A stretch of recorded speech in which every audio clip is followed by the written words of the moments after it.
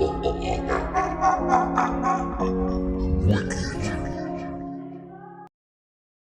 you could call on the Anubis, the one that looks like in the full body of a dog. And either way, so the one that you call on, if you want to call on the one that's the dog head and the God's body, you tell the person, you said, grab hold of this dog's hand, or this God Anubis' hand, and let him lead you through the door. And you imagine them going through the doorway with him holding his hand.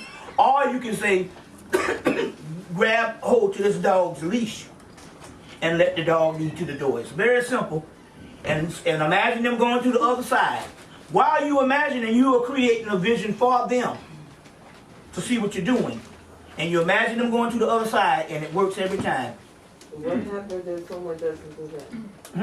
What happens if someone, Well, what it is, if you have a Christian thing, you go where all Christians go.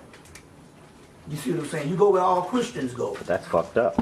You know, and stuff. Where, you know, what was designed for that, whatever that burial tradition was designed, you go there. You go there. Usually when you go there, you come right back. You're going to be it's a reincarnation cycle. They go to hell for a little while, but they come right back down here to hell.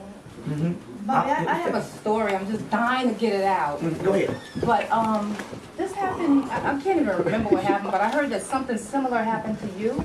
I had hit my head. That's why I can't freaking remember when it happened. I think it was Sunday or Monday.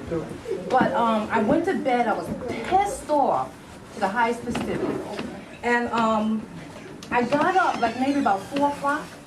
And I went to go to the bathroom. I was running to go to the bathroom. But the piss was coming down, and I slipped in my own piss. And I slid, and it felt like somebody pushed me, and it felt like I went flying, and I hit the freaking edge of the door. And I know I heard a crack. And I knocked myself out. And I had to have been out for a good while. What woke me up was my husband, was his snoring. It woke me up. And then, I finally went in and I was hysterical. I was like, oh my God, I freaking bust my, egg letter. And he was like, you gotta be more careful. But, and I noticed it because I'm an avid hula hooper. And it's like, if I don't hula hoop for like a month or 2 weeks or whatever, I get a little off balance. Sometimes, not all the time, but, sometimes. But, I know my head was like big. It was like huge, like water head. And it went down, but then I got like this really big black eye. So that's why I was telling everybody he kicked my behind, but I just want everybody to know that it's not true. But I just thought that was like the strangest thing. I was like, what was that sign? Because I know you fell and busted your behind too. Then I broke my neck, literally. Yeah, but I thought I didn't know it, and I went back to bed. Oh, see, I was scared to go to sleep. I went back to bed, so. Okay. And so you broke your neck? Yeah, I broke my neck. But I didn't know it, and I went back to sleep. And the next morning, I had to figure out what happened. Wasn't no pain or nothing and stuff like that. I just remembered I was sleepwalking. Hey. And cracked my neck, broke my neck. And but the only thing about it was I had died in the spring of 2001. I was talking about that yesterday, about the people dying. Right. Now, so the process is, you got two bodies. One body has a heartbeat that keeps the physical body running. But you have another heartbeat that's developed through your heart chakra. And it's the heartbeat of your soul. It's the heartbeat of your soul. All this is in a book called Kundalini, The Energy of Depths. The Energy of Depths by Lillian Silburn. That heartbeat is there first before the physical heart. Yeah, right. Yeah. It's the one that incarnates down. So once you become a certain level of consciousness, it starts to rotate. It's like a ship. So I could be, especially in 2000 when we really started doing it, I could run down, I could do all kind of work and don't get no heartbeat or nothing. But lay down in the bed and the heart about to jump out my body. So those heart palpitations is that other heart. What started happening in 2000? It's just my heart, the other heart started coming through. Because it was going to be the heart that when I died in my sleep in 2001, this heart took over. So I remained living. How did you know that though? Huh? How did you know that? Well, in this particular case, I got well, I knew about the 2 heartbeats. In this particular case, I had a nephew. Every time he see me, he would go, dead man, dead man, dead man. They was like, why you saying your uncle dead? He's a spirit. So he called me dead man all of 2000. Then one of the sisters.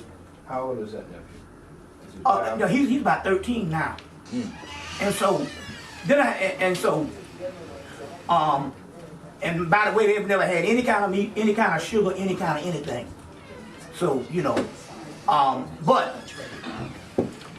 I got a call from a sister. She was up here at that particular time. She was up here in Amityville, where she's from. She was in Atlanta and she moved back to go to nursing school at Columbia. She was at, and you know, so she was up here and she called and said, hey, apparently you died in your sleep, you know, a couple of days ago, sometime in spring. So we, you know, on that particular level. But I realized what was going on. It's called life and death. It's called life and death. And what it is one body takes over the other body. I'm asking you this because in 2000, right after the towers, like in that October, I was moving for the first time from New York to Georgia. And the day I was supposed to leave, it was a Sunday. We already had our Greyhound tickets and all that. I had a stroke so bad and my body shook so violently. They said I was out, physically flatlined for a few seconds too. My arms came out, the shoulder sockets and everything. Right. And then me just being me, when I finally came to, I was still in shock. So I didn't believe that I was in the hospital on that. Because the night before I was partying hard, you know, drinking and everything. I told them to put my shoulders back in. They put them back in. I could move them. I wasn't that much in pain. You know, needless to say, I wound up getting out of there, getting dressed and moving. Okay, what happened is this. You didn't hear them. You wasn't at the lecture last night. He got it. I talked about a group of dead people amongst us. And you are a living example of it. I gave my experience and I gave several experiences for people. But when you died like that in flatline, that other spirit took over. And so, right now, you are one of the walking dead. Which means you can get shot or you can get hit by a car and you survive. And you don't know why. Because you've already passed from the person that is affected by the physical realm. And that other heartbeat sustain you. And then you become a Superman. So then certain things start happening where you can eat stuff, you can eat toxins, and it converts the toxins into fuel. You see? Yeah. You can convert, now what is supposed to happen to us is your DNA is supposed to develop into a protein. That's a new protein. It's a God protein.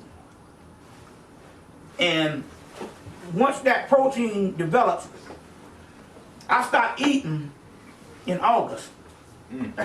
Period. But I ain't losing no weight. Because the protein is what's nourishing me. You see. So, this is what happens to dead people. You see. So that's what was happening, what they did with Bruce Willis in Unbreakable. He didn't get no colds, he didn't do this and all that and stuff. Because the mystery here is he has already gone to the Osiris realm. You see. And whatever's running his body is running it from another dimension. His soul is running the body. So this sister that just fell with her story, Bobby, does that mean that she is... More than likely. You know, I gotta be a dead behind because I've never had a cold or flu or anything like that in my life. I have no idea what you stop having colds and all that kind of stuff. Yeah. Is that the same thing that happened to the congresswoman who got shot in the head in Arizona? Yeah, that's why they stopped calling her Gabrielle and calling her Gabby. Because they scared.